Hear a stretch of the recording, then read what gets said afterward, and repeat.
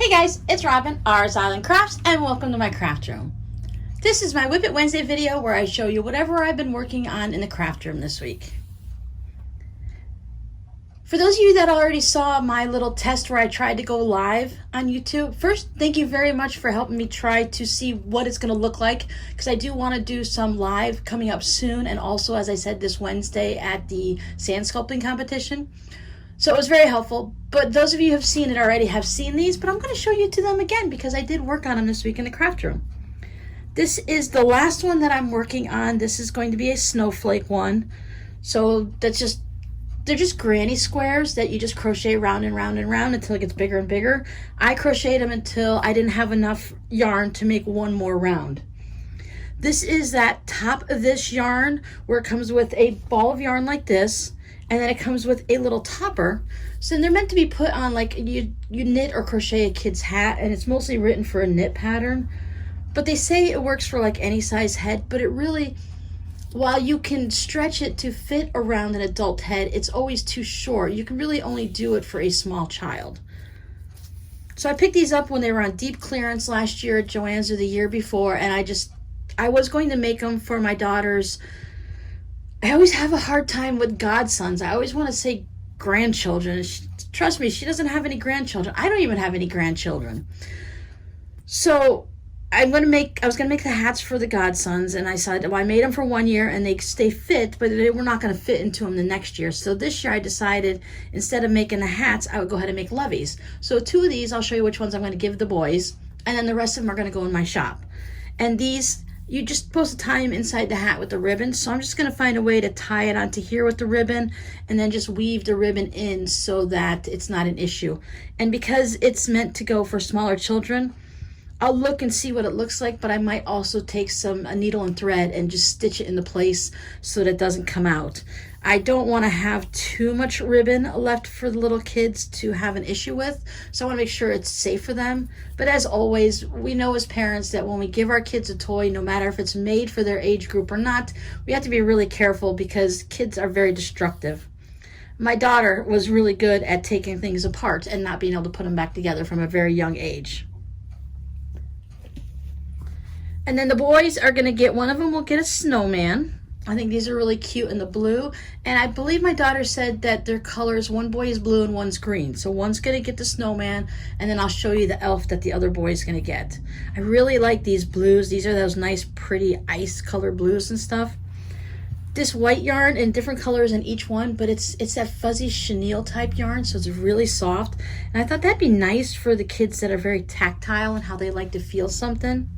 And then this is some fluffy yarn, and then this one is a little bit thinner. So it's got all different textures and colors, so I thought that was fun for kids. Another snowman. These ended up being about 11, 12 inches square. Of course, they can be blocked a little bit, which I tend not to do with these types of projects. And this is the cute, creepy elf. I just, as I said, I have a problem with elves. They just seem to be a little bit creepy for me. So one boy will get the elf. They got the cute little hat and stuff like that.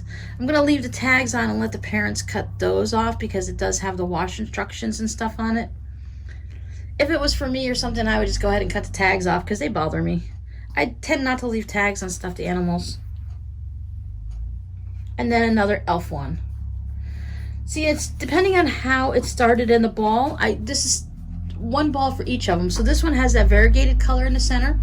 And this one has solid green with the variegated that goes around. I like that the white came out on the outside of these, so when they're holding it, they can put their fingers through the holes. They have that little tactile spot there, so that's going to be really nice. I believe my kids would enjoy something like this, especially my youngest, Robbie. He was really into a blanket. My daughter was too, but she was more into daddy's t-shirts. She was a daddy's girl, big time, so she would love to snuggle up to his t-shirts. But I think these came out really good. I think they're cute. I still have to finish up the one more, and then these will go in the shop. I don't know if I'm going to be able to get these into the shop by this weekend. I'm going to start working on weaving in the ends, but I have other things I want to get in the shop first before these go in, but they will be going in soon. I kind of want to finish the last one to finish this off so I can put them all in the shop at the same time, so there's the nice selection to choose from. So we'll see what happens, but they don't take very long to actually crochet up. There's only like an hour or so, if that, to go round and round and round. This has been the project I've been leaving out on the counter or by my chair. So when I have 5 minutes, I pick it up and I just maybe do a side. And then maybe I can get a couple sides or a couple rounds. So it's been a little bit piecemeal here and there. But that's one of the great things about crochet is you can easily set it down. It's not like knitting needles where your stitches can fall off. Now, yes, your stitches could get pulled out if someone, yanks on it or something, but you can put a stitch marker in here and then it would hold it. Sometimes I'll stitch this loop to another spot so it's, guaranteed not to pull out. Even though I'm the only one here, when I pull it in and out of a bag, it's easy to pull it. But if it just comes undone, it's not that big of a deal. The whole thing can unravel, but it's not going to fall off the needles and you're not going to know where you're at. That's what I always loved about crochet. It's just so simple to figure out where you're at and where you're going. I had so much fun making those loveys, and if I'm careful and I don't overdo it, it doesn't bother my shoulder. So I think I'm going to go back to starting to make more of those crochet loveys. I used to make them all the time. Different ones, giraffes and elephants and bunnies and bears. Oh my, it was always so much fun.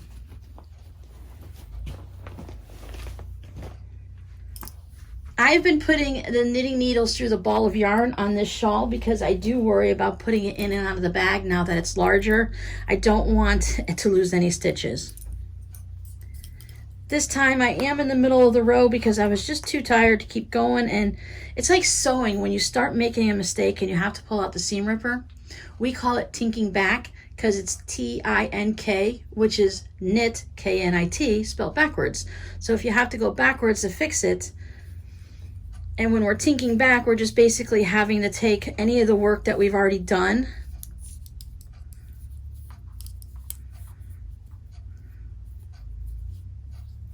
and you're just taking the finished stitch off of one needle and putting it back over so that you can do it again later. So I have done that a couple times on this, and like I said, just like sewing, you need to know when to stop and put it down even though you're in the middle of a row. I have gotten quite a bit of progress again on this. It's getting easier to work these rows because, as I said, there's less lace work, and the rows are decreasing by 4 stitches every 2 rows. So it is getting smaller and smaller every time I work on it, which is going to make it go faster just like it did in the beginning. So here is our right side with the beautiful lace. I just love seeing the light come through the holes. This is the wrong side, but that's okay. I like that side too. I have about 6 shawls lined up that once I finish knitting this one, then I want to go ahead and start on those. I have this one fun, colorful one that I want to do specifically. But it's not going to happen for this Christmas, but I would like to get a shawl knit for a friend as a gift. And now I might be able to get that done in January. Because not all gifts have to happen at Christmas time, right? There's so much stimuli and overload at Christmas that I think it's kind of fun to get something in the mail after Christmas. Maybe not Christmas cards, because I am that person that sends out Christmas cards late and you might get it like after the new year. But hey, at least I thought about you and I sent out a card, right? If you pick out more of a winter scene versus a Christmas card, then you're covered, because then it's more of a I was thinking of you card than a Christmas card.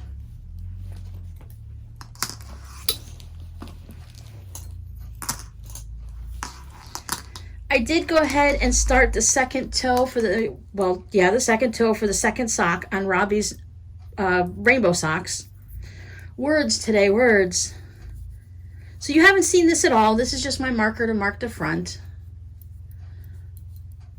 I actually pulled the yarn out and split the ball to make it so that it was going in the same direction. I wasn't sure how he would feel. I couldn't remember if he cared if his socks matched or not. And I know they don't need to match line by line and stitch by stitch, but I thought with the rainbow socks it would be nice to have the colors basically about at the same spot. And I think it came out pretty good. One is just a couple rows longer than the other, so that's pretty nice. And it's not going to be noticeable, and he wears them in slides, so you will see the whole foot and everything like that, so you can't say, well, it'll be in their shoes and they won't see it. But for him, they are going to be seen. And on this one, I only did a row or two because I wanted to go ahead and get this one started before I got too far on this one. So I'm going to go ahead and spend some more time on that this week. I am actually going to take this with me to Thanksgiving dinner and work on it. First, Robbie knows he gets socks. He won't know that they're for him. He knows just because I'm knitting socks, they're not his automatically. And if he sees them at Thanksgiving, trust me, by Christmas he'll forget. He'll be like, oh yeah, Mom was knitting socks for me, but he won't remember that they're the cool rainbow. Unless he sees them and he falls so in love with them that he just can't wait to get them at Christmas. And it's usually not, he has other rainbow socks, so that's usually not that big of a deal. It's something he picked out and we went shopping and he had me buy specifically that he might remember. But my kids are pretty good about forgetting what I'm working on for them. Now, while I was watching the 12-hour marathon at the Mom and Pop Quilt Shop when they did their live stream on Saturday, I was working on my daughter's godsons. I wanted to do the memory games for them. They're 2.5-ish. I think they're going to be 3 in like February. So I thought a little fabric matching game would be great for them. I probably should have watched my video on how to do it, and I'll put that up there in the iCard for you, because I cut all my squares at 5 inches. And after I sewed half of them of the first set, I was thinking, those are way too big. So then I had to watch my video and realize that I cut mine, I believe, at 3.5 inches, because that's what I chose here. You can do 2.5 or 3.5. So I had to trim them all down. I just took them to my cutting mat like this, even though they were already stitched, and I just trimmed them so that they were smaller. So I spent part of the morning cutting out all the fabrics and then sewing some, and then I spent the afternoon recutting all the fabric to get it all ready to go again. And it's okay. I did waste some fabric, and that was a little disappointing, but I do have a very colorful waste basket right now by my sewing table. I have all kinds of fun little scraps in here. No, I don't save them for dog beds, and I don't put them in stuffing for the toys or anything like that. I don't like the way the fabric feels inside of a stuffy. It adds so much weight to it. And at one point, our shelters, our animal shelters, weren't accepting any beds made like that. I can't remember what it was, but it had something to do with the way when the dogs were laying on them, or the older dogs, it was causing some type of a problem with their hips or something. But that was many, many years ago, and it might have just been from my area, and they could have changed it by now. But I'm going to be the terrible person, and I'm just going to go ahead and throw it all away. So I decided I'm going to make for the boys a set of 30 for each of them. And each set has, as you can see, this is the back fabric. And then I just turned one right side out, so they all have matching ones. So there'll be another crocodile alligator one. I didn't realize before that they were singing on a microphone. That's kind of cool. So that way each boy will have their own set, and the mama can tell, like, there won't be any of these in this set. So they're all going to match together. And then I'm going to go ahead and make some of the see-through vinyl drawstring bags for them, one for each set, so that the boys can see what's inside and they can easily open it, put away their toys, and hopefully they should be able to pull the drawstring once Mama shows them how to do it. So I'm going to keep plugging away on that. Oh, there's the other one. I'm going to keep plugging away on this, and this is going to be, I'm going to make a bunch of things for them, and whatever gets done in time for Christmas, they can have for Christmas. And if my daughter wants to save, if I do all of it, and my daughter wants to save some for their birthday, then she'll be all set for that. But I thought this is what I want to definitely have made for them. And then they have their loveys. And the reason I might hold off and let her give them to them for their birthday, since it's just right around the corner, is I also need to make them some hats. I always make them a knit or crocheted hat for Christmas, and since they've outgrown all the ones they already have, they need to have new ones for this year. I'll probably crochet them this year, because lickety split, I can crochet a hat. I can crochet both boys' hats in one day, and then it'll be all done. As long as I make them simple hats. Since I had to go cut her out, I just went a little crazy and just kept cutting squares. I haven't checked these. Remember, I think I told you guys last time that I had a problem with the 5-inch die, getting them to actually cut out at 5 inches. Some of them were 4 3/4 on one side and 5 on the other and stuff, so I had to just trim them all down to 4.5. And then I cut all the ones that I have in my shop by hand, so I knew they were 5 inches. But I started cutting these for other memory games just to work on those days when you just want to sew, but you don't want to do too much. But now I'm going to have to, I'll probably go through and measure these and see if they are all of the 5 inches. And maybe I'll use them, I'll either put them in the shop, or I'll use them for, maybe I'll make the boys I Spy blankets or something like that. Because at 5 inches, they are too big, in my opinion. Because even when you turn them under, I mean, it's going to make a big one. And if you only have like maybe a set of 10, then the big ones aren't too bad. But if I'm going to put 30 out for the boys, you know, it's going to take up a lot of floor real estate for Mama, and she's just not going to have room on the table or the floor for that.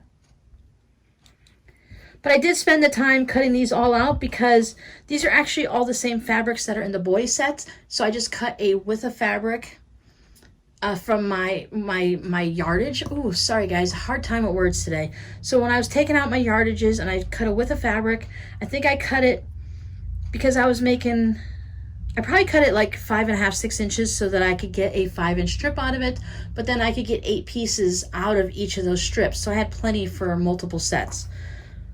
So I'll just sit on this for a bit and see what I'm going to do with them, but I'm definitely going to measure them because if they are at 5 inches, then I might just go ahead and put them in the shop. Since they're already in duplicate sets, I have them all set together. For some reason, this has 3, so there must be another one hiding in there somewhere. And the other thing I cut, did a lot of cutting this week, not a lot of sewing, was the jelly roll strips, or the 2.5-inch scrappy strips. I have a couple of each of the different fabrics, so I do need to go through and sort these. I had sprayed them with water to get them pressed nicely before putting them through the go cutter, and there were some wrinkles in them that I just couldn't get out, so I went ahead and starched them. So I thought maybe starching them would help them lay better on the cutting mat and stuff like that. But then they were a little damp. When you starch something, it doesn't always dry right away, even though you're using a hot iron. So I had these all hung up. I had them hung up on like extra curtain rods that I had that were just sitting in one of the extra bedrooms. So, and I had them on I haven't decorated my artificial tree yet. That's sitting also in the extra bedroom, just on the other side of this wall here. Not that you guys need to know where my bedrooms are, right? I actually draped these all around the tree as in decorations. If I took a picture, I'll put it up here. I thought it was kind of funny. I thought it was kind of funny decorating the tree with fabric. But I wanted to make sure they were all dry because I don't want to store them away in plastic bags or ship them to anyone if they're a little bit damp, because that's going to get mildew or mold or just make them smelly. Yeah, you don't even smell the starch on them anymore, so they're good to go. I'll go ahead and sort these through. So I have a lot of little things to work on to put in the shop, but there are plenty of things in the shop right now already for you guys to see. Now, I don't think I did any actual sewing other than what you're looking at right here. I did imaginary sewing where I wanted to work on some of the pouches and the bags and the little buckets and things like that, but I don't think I got to the point of actually doing any sewing. And I don't think I'm going to get much done this week either because it is Thanksgiving week. I am going out to that sand sculpting thing with my daughter on Wednesday. That's going to take up most of the day. I have to take care of this video, and then I also have to make Friday's video. So if anyone who was looking for the video on how to do this pepper pouch, I'm going to hopefully record that right after lunch today and get that all ready, so that'll go up on Friday's video this week. It's a really simple pouch. Sometimes when you look at things, you're like, ooh, that looks a little complicated, but then after someone shows it to you, you're like, oh, yeah, that was simple. It's one of those types of pouches. I've already shown you guys how to put zippers in and stuff like that. We've done other quilt as you go projects, but I'm going to go ahead and just walk you through the parts of actually making the outsides of the pouch, and then you guys can refer to the other videos on how to stitch them all together if that works out okay with you. So I want to wish all of my American friends and anyone else across the world that is actually celebrating Thanksgiving, because I know some of you guys were born here in America and you grew up here, and then you took all of your traditions and holidays and such when you moved to another country, and you still do a semi-traditional Thanksgiving. So I want to wish everyone a happy Thanksgiving, and for everyone else that's out there in the world that's watching this and you guys aren't doing Thanksgiving this year because it's not your holiday, you guys have your own things, I still want to wish you a happy Thanksgiving, even though it's not a meal. I think having the time to just sit and reflect for a minute on what you're thankful for, I don't think we need to have a meal for it. Because let's face it, for some people it is very strict and they do what I'm thankful for, and they have a very family and integral where they discuss different things like that. And then a lot of other people are just like, hey, it's a reason to party and eat a lot of food. We kind of do a little bit of both. I was raised on, if you love someone, you feed them food type of thing. We were raised very Italian-ish is what I like to think, because back in the 80s and stuff and prior to that, a lot of the Italian mamas, if if you came to their house, you were going to get fed. So you just sit down and eat whatever I'm giving to you because I want you to know I love you, and so I'm going to feed you. So we do like to have that sit down, get together, and have a lot of good food type of thing. But we've also in the past discussed sometimes where, you know, what's going on this year, what we're thankful for, you know, what we're hoping for next year and stuff like that. So wherever you are, if you want to take a moment and just hang out with us Americans on Thursday and say, hey, I am thankful for, because I'm thankful for you guys. I'll tell you that right now. So no matter what you're doing and where you are, if you're on your own this year or you're with a large group, I just hope you have a wonderful week. And if everything works out great, you guys will see me not long after you see this video doing the sand sculpture live on Fort Myers Beach. It's supposed to be a beautiful day. I think they were saying it's going to be like up into the 80s again, 82 or 84. It's a little cool in the morning, but let's see, what time is it now? It is 11:30. I went out this morning. I wore jeans because it was actually cold this morning. A lot of people were wearing long sleeve shirts and stuff like that. But by the time I got home, by 11 o'clock, I'm back in shorts again because it's just beautiful out. Don't get mad at me if you got snow. It's not my fault. I can't help it.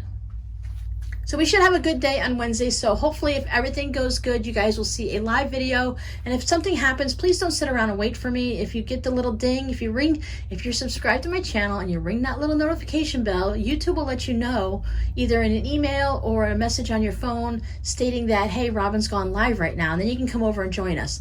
And if for some reason you don't see me go live, don't worry. I will go ahead and do a recording of other things that is happening there anyways. And I will go ahead and do a Fort Myers Beach sand sculpting video sometime this weekend. So thanks for hanging out with me every week, and I'll see you guys next time. Bye.